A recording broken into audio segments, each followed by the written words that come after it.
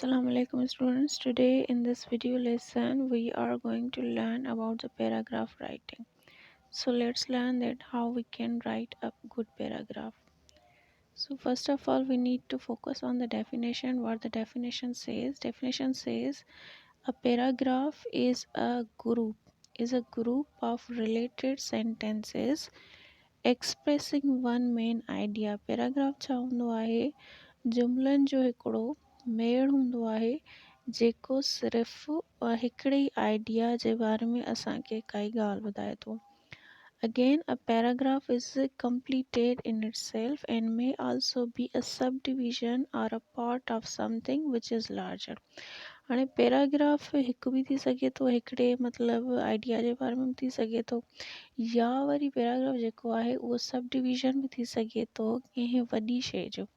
Suppose कयो असां काई कंपोज़िशन करे रहिया आहियूं, कोई आर्टिकल लिखी रहिया आहियूं या कोई चैप्टर पढ़ी रहिया आहियूं कंहिं किताब जो, त उन में जेको पैराग्राफ आहे उन बुक जो, उन आर्टिकल जो, उन कंपोज़िशन जो या जेका बि वॾो शइ आहे उन जो सब डिवीज़न थी सघे थो. मीन्स उन जो नंढो हिसो थी सघे थो. That is to say, a group of related sentences composes a paragraph. इन चवण जो इहो ई मक़सदु आहे त जेके असांजा रिलेटेड सेंटेंसिस आहिनि उहे मिली करे असांजो हिकिड़ो पैराग्राफ ठाहिनि था पिया. ऐं a group of related paragraphs make a composition. ऐं जेके असांजा सभई हू आहिनि सभई पैराग्राफ्स आहिनि उहे सभई मिली करे असांजो हिकिड़ो कंपोज़िशन ठाहींदा आहिनि. कंपोज़िशन में काफ़ी शयूं अची सघनि थियूं. Composition mean to say essay, composition mean to say lesson, composition mean to say an article, and there are many definitions of a composition. A group of compositions in turn can be the chapters that make a book. हाणे जेको कंपोज़िशन्स जो group आहे उहो वरी असांजो chapters में divide थो थी वञे ऐं जॾहिं चैप्टर्स में डिवाइड थो थी वञे त पोइ उहो असांजो पूरो बुक थो ठाहे. त इन सॼी ॻाल्हि में असांखे इहो सम्झ में आयो त केतिरी न इम्पोर्टेंस आहे हिकिड़े पैराग्राफ जी. Means if you learn a good paragraph then you will be able to write an essay, you will be able to write an article, you will be able to do any kind of composition.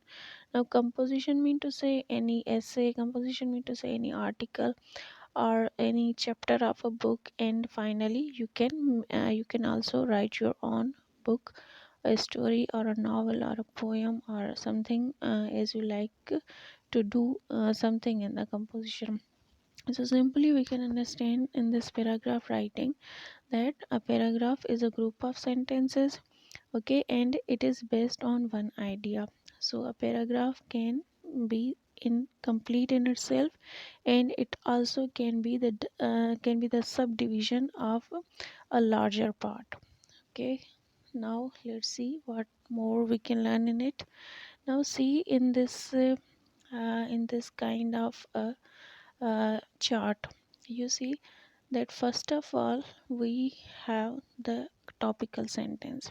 Okay, the first sentence is the topical sentence, and topical sentence should be the grabbing sentence. It must grab the attention of a reader.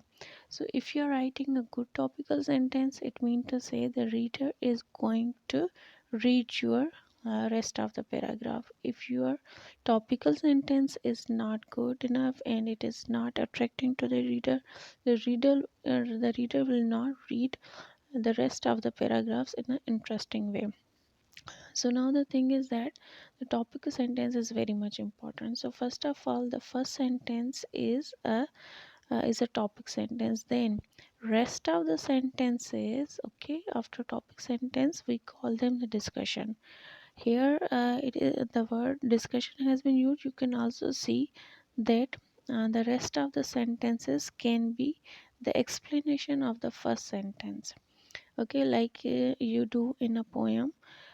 Stanza is given and then you explain the stanza in your own words. So like the same way, if you are giving the topical sentence, then all the rest of the sentences you have to provide the discussion. Then finally here you can see there is a conclusion. Okay, here is a conclusion sentence. So first of all we have a we have here the topical sentence, then we there in the mid we have the discussion sentence, and then at the final at the bottom of the paragraph we have the concluding sentence. So in this way we can create a good paragraph. Now let's see one more thing about it. So this is a paragraph, okay? So you can understand that how we can write a paragraph. It's an example of a paragraph. So a good student have at least two learning requirements.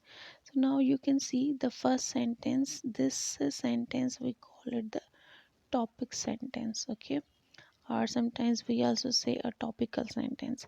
So this after this sentence all the rest of the sentences are called the discussion, or we can say these are the details about the first sentence, or you can also say that these sentences are explaining to the first sentence. So the first sentence says a good student should have at least two learning requirements. हाणे पहिरें जुमिले में लिखियलु आहे त हिकिड़ो जेको सुठो शागिर्दु हूंदो आहे उन में घटि ॿ लर्निंग जूं रिक्वायरमेंट हूंदियूं आहिनि. First he should be diligent in his studies, त उनखे तमामु घणो महिनती हुजणु घुरिजे पंहिंजी पढ़ाईअ में. This includes regular class attendance. हाणे अगरि कोई माण्हू महिनती हूंदो, डिलीजेंट हूंदो, त उनजो मतिलबु आहे त उनजी अटेंडेंस जेका आहे उहा रेगुलर हुजे. Keeping homework and all assignments completed with great attention. उनखे पंहिंजो कमु मुकमल करिणो आहे, उनखे पंहिंजो ध्यान सां हर जेको आहे असाइनमेंट ॾिनल उनखे मुकमल करिणो आहे. And participation in any extra curricular activities organised by the institution. ऐं उनखे पार्टिसिपेट बि करिणो आहे उन्हनि सभिनी एक्टिविटीज़ में जेको इंस्टीट्यूशन ऑर्गनाइज़ करे थो पियो. त हाणे हिकिड़ो सुठो जेको शागिर्दु आहे उन में कुझु रिक्वायरमेंट्स हूंदियूं आहिनि. पहिरीं रिक्वायरमेंट त इहा हूंदी आहे उहो महिनती हुजे. हाणे महिनती हुजे त उन खां पोइ महिनत में छा छा थो अची वञे.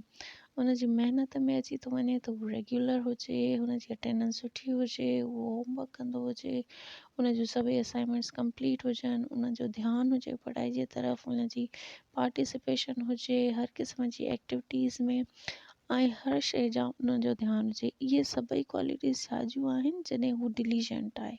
हाणे तव्हां ॾिसो जॾहिं असां होॾे पढ़ी हुआसीं त हिकिड़ो जेको पैराग्राफ हूंदो आहे उहो लॉजिकली कनेक्टेड हूंदो आहे. त लॉजिकली कनेक्शन जो मक़सदु इहो आहे त असांखे हिकु शइ खां पोइ ॿिए शइ जो रीज़न ॾियणो आहे. जीअं हिते जॾहिं असां चयोसीं त डिलीजेंट हूंदो आहे, त डिलीजेंट में कहिड़ियूं कहिड़ियूं ॻाल्हियूं थियूं अची वञनि. महिनतीअ में उनजी अटेंडेंस सुठी हुजे, उनजो होमवर्क सही थियल हुजे, उनजो अटेंशन हुजे, ऐं उनजो एक्टिविटीज़ ॾे ध्यानु हुजे. त इहे जेके जुमिला आहिनि पाण में एक्चुअली इन तरीक़े सां लॉजिकली कनेक्टेड आहिनि. हाणे ही ॾिसो, ही is studying diligence is regarded as one of the keys to success. हाणे डिलीजेंस जेका आहे उहा छा आहे, कामयाबीअ जी हिकिड़ी कुंजी आहे. In addition to diligence a good student should have good reading habits. हाणे वरी डिलीजेंस खां अलावा उन में सुठियूं रीडिंग हैबिट्स बि हुजनि, विच इम्प्लाए हिज ग्रीड फॉर नॉलेज. हाणे अगरि सुठियूं हैबिट्स हूंदियूं त उन्हनि में ॼाण हासिलु करण जी लालच हूंदी. इंस्टेड ऑफ वेस्टिंग हिज टाइम डूइंग अदर थिंग्स. ऐं हू ॿियनि कमनि में फज़ूल कमनि में ध्यानु ॾींदो. अ गुड स्टूडेंट स्पेंड हिज टाइम इन रीडिंग. हिकिड़ो जेको सुठो शागिर्दु हूंदो आहे उहो पढ़ाई ॾे हर तरफ़ हुनजो ध्यानु हूंदो आहे. गुड रीडिंग हैबिट्स विल हेल्प हिम broaden his knowledge and beyond the subject he has taken and keep himself abreast of the current situations. ऐं जेको सुठो शागिर्दु हूंदो आहे उहो पंहिंजो ध्यानु सुठनि आदतुनि ॾे ॾींदो आहे, सुठी पढ़ाईअ ॾे ॾींदो आहे, ऐं सुठी जेका हुनजी पढ़ाई थियल हूंदी आहे उहे हिन में सुठियूं हैबिट्स क्रिएट कंदियूं आहिनि ऐं हुनजी नॉलेज खे वधाईंदियूं आहिनि. ऐं जेके ही सब्जेक्ट पंहिंजा चूज़ कंदो आहे उहे इन जी मतिलबु हर सिचुएशन में हिन जे बराबरि जो शरीक हूंदियूं आहिनि, हिन जी हर प्रॉब्लम में हिन जी मदद कंदियूं आहिनि. It is true that no student reaches the peak of his profession without these two learning requirements. ऐं इहो बिल्कुलु सच आहे त इहे जेकॾहिं ॿ लर्निंग रिक्वायरमेंट्स न हूंदियूं त हिकिड़ो जेको सुठो शागिर्द आहे उहो कॾहिं बि पंहिंजी जेके सिखण जूं हुन जी रिक्वायरमेंट्स आहिनि उन्हनि ते पूरो न अची सघंदो. Now beta, you need to understand this thing that what we learned in the definition. We learned in the definition that a paragraph is a group of sentences. They must be logically related. Okay, logically हिन जो मक़सदु इहो आहे त उहे हिक ॿिए सां रीज़नेबली रिलेटेड हुजनि ऐं उहे हिकिड़े ई आइडिया खे एक्सप्रेस कंदा हुजनि. हाणे तव्हां हिन पैराग्राफ में ॾिसो जेको हिते लिखियलु आहे इन में ॾिसो हीउ जेको पहिरियों टॉपिकल हुननि सेंटेंस ॾिनो इन में हुननि चयो त टू लर्निंग रिक्वायरमेंट्स हुजनि. हाणे पहिरीं हुननि हीअ डिस्क्राइब कई. पहिरीं में हुननि चयो त हिकिड़े सुठे शागिर्द खे डिलीजेंट हुजणु घुरिजे. डिलीजेंट चवण खां बाद में हिननि छा कयो, हिन पूरी हिकिड़ी माना सेंटेंसिस में सॼो इहो ॿुधायो त हिकिड़ो डिलीजेंट स्टूडेंट कीअं हूंदो आहे, हुनजी अटेंडेंस सुठी हूंदी आहे, होमवर्क सुठो कंदो आहे. ऐं बाद में जॾहिं हुननि नेक्स्ट ॿुधाई इन एडिशन माना हुते जॾहिं ॿ रिक्वायरमेंट ॿुधाइनि पिया डिलीजेंस खां अलावा हिकिड़ो सुठो शागिर्द जेको हूंदो आहे उन में गुड रीडिंग हैबिट हूंदियूं आहिनि. ठीकु आहे. हाणे गुड रीडिंग हैबिट जॾहिं हुन इंट्रोड्यूस करायो त इन खां बाद में हुननि चयो त ग्रीड ऑफ नॉलेज हुजेसि, उहो पंहिंजो टाइम जेको आहे वेस्ट न करे ऐं जेको सुठो शागिर्द हूंदो आहे उहो घणो टाइम पंहिंजो रीडिंग खे ॾींदो आहे ऐं जेके गुड रीडिंग हैबिट्स हूंदियूं आहिनि उहे हुनजी मदद कंदियूं आहिनि नॉलेज हासिलु करण में. ऐं सभई सब्जेक्ट्स जेके आहिनि जॾहिं उहो पढ़ंदो आहे त उहे सभई सब्जेक्ट हिन जे जेके करंट सिचुएशन्स हूंदा आहिनि उन सां बराबरि हलंदा आहिनि. मतिलबु उन जे हर मसइले में उन जो हल पेश कंदा आहिनि रीडिंग करण सां.